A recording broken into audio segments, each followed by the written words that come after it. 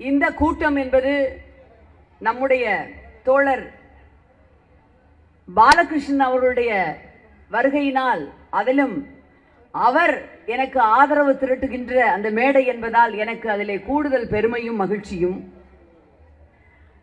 தோழர் லெனின் அவர்களை ஒரு உலக புகழ்பெற்ற எழுத்தாளர் சந்திக்க சென்றிருந்தார்.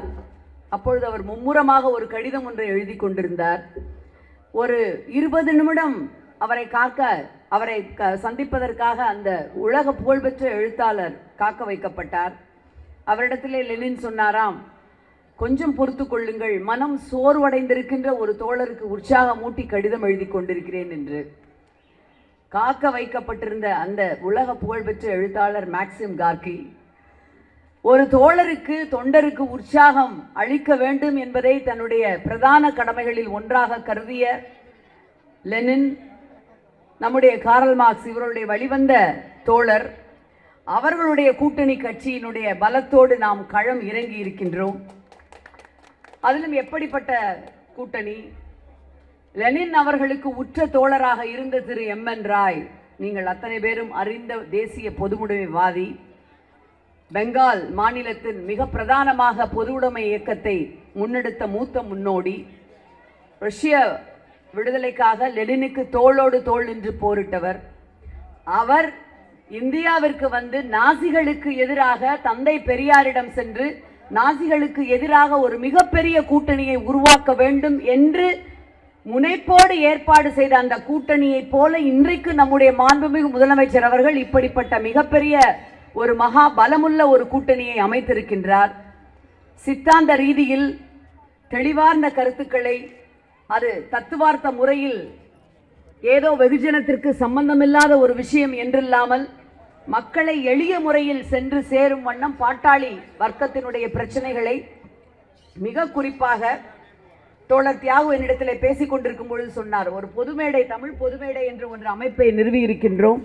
அதன் மூலமாக தேர்தல் பரப்புரையிலேயே இந்த கருத்துக்களை எல்லாம் எடுத்துச் செல்ல இருக்கிறோம் என்று. இது போன்ற பணிகளை மிக முக்கியமாக செய்கின்ற மார்க்சிஸ்ட் கம்யூனிஸ்ட் கட்சியினுடைய தோழர்கள் பெரும்பலமாக எங்களோடு இன்றைக்கு 12வது நாள் பிரச்சாரத்தின் இந்த கட்டம் வரை வந்து கொண்டிருக்கின்றார்கள்.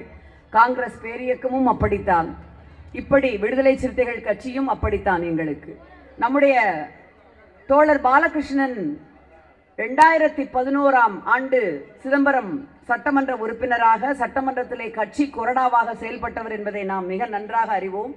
அண்ணாமலை பல்கலைக்கழகத்தில் படிக்கும் பொழுதே அரசியலிலே ஈடுபட்டு அதற்கு முன்பாகவே அநீதிக்கு எதிராக பொங்குகின்ற அந்த உள்ளம் படைத்தவர். 18ஆம் ஆண்டு முதல் சிபிஎம்மினுடைய மாநில செயலாளராக தொடர்ந்து பணியாற்றி வருகின்ற தோழருடைய பரப்புரைகளும் அவருடைய எழுத்துக்களும், மிக முக்கியமாக அவர் பேசுகின்ற எழுச்சி மிகுந்த கூட்டங்களும் அவருடைய கட்சிக்கு வலு சேர்ப்பதோடு இன்றைக்கு நமக்கும் வலு சேர்த்து கொண்டிருக்கின்றன. அன்பிற்குரிய அண்ணன் மாசு அவர்கள் இங்கே சுட்டிக்காட்டியதை போல இந்த வேளச்சேரி பகுதி என்பது மழைக்காலமாக இருந்தாலும் வெள்ளமாக இருந்தாலும் வெள்ளச்சேரி என்று சொல்கின்ற அளவிற்கு இதற்கு முன்பாக இருந்தது. மிக சமீபத்திய மழையிலே மிக கடுமையாக பாதிக்கப்பட்டது வேளச்சேரி தான். அதுபோல தென் சென்னை பகுதியிலே தொகுதியிலே காற்று மாசுபாடு அதிகமாக இருக்கின்றதும் இந்த வேளச்சேரி பகுதியிலே தான். இந்த வேளச்சேரி பகுதியிலே தான் AQ என்று சொல்லப்படுகின்ற ஏர் குவாலிட்டி மானிட்டர்ஸ் பொருத்த வேண்டும் என்கின்ற அந்த வரைவு திட்டத்தை நான் சமர்ப்பித்திருக்கின்றேன். அந்த வகையிலே பல்வேறு சவால்கள் நிறைந்த இந்த பகுதியை நம்முடைய மாண்புமிகு முதலமைச்சர் அவர்கள் பொறுப்பேற்றுக் கொண்டவுடன் மழைநீர் வடிகால்கள் சீராக தொடர்ந்து அமைக்கப்பட்டதன் விளைவாக இந்த வெள்ள பேரிடர் காலத்தின் பொழுது ஒரு வாரத்திற்குள்ளாக நிலைமை முழுவதுமாக கட்டுக்குள் கொண்டு வரப்பட்டதை அவர் தெளிவாக எடுத்து காட்டினார். அந்த வெள்ளத்தின் பொழுது உங்களோடு இருந்தவர்கள் யார் என்பதை நீங்கள் அறிவீர்கள். உங்களை எட்டி பார்க்காத பாஜக ஒன்றிய அரசு, தமிழர்களை, தமிழர்தம் உரிமையை தொடர்ச்சியாக வஞ்சிக்கின்ற அரசு இன்றைக்கு இந்த தேர்தலில் முன்வைக்கின்ற செய்தி என்னவென்றால், அது நிச்சயம் வெற்றி பெறாது அந்த கூட்டணி. ஒருவேளை வெற்றி பெற்றால் அதோடு ஜனநாயக தேர்தல் என்பது இந்த தலைமுறைக்கு தெரியாத ஒன்றாகிவிடும். சர்வாதிகாரம், மத நல்லிணக்கம் என்பதையே முற்றாக ஒழித்தல், ஒரே நாடு, ஒரே தேர்தல், ஒரே கட்சி என்கின்ற ஒரு நிலைக்கு நாம் தள்ளப்பட வேண்டிய அபாயத்திற்கு உள்ளாகும். அதற்காகத்தான் அந்த அபாயத்தை நாம் சந்திக்க அனைத்து நம்முடைய கொள்கை ரீதியாக உடன்பட்டு இருக்கின்ற தேசிய பேரியக்கங்கள், நம்முடைய தோழர்கள் இவர்களோடு இணைந்து இந்த தேர்தலை சந்திக்கின்றோம். வந்திருக்கின்ற தாய்மார்கள், நம்முடைய மாநில அரசு, மாண்புமிகு முதலமைச்சர் உங்களுக்காக தந்திருக்கின்ற சட்டங்களையும் நினைத்து பார்த்து, உங்களுடைய திட்டங்கள் நீங்கள் பயனடைவதை நினைத்து பார்த்து, உதயசூரியன் சின்னத்தில் பெருவாரியான வாக்கு வித்தியாசத்தில் வாக்களித்து உங்கள் வீட்டு பெண்ணாக உங்களுக்கு பணியாற்ற மீண்டும் ஒரு முறை எனக்கு வாய்ப்பு தர வேண்டும் என்று கேட்டு நன்றி பாராட்டி அமைகின்றேன். நன்றி.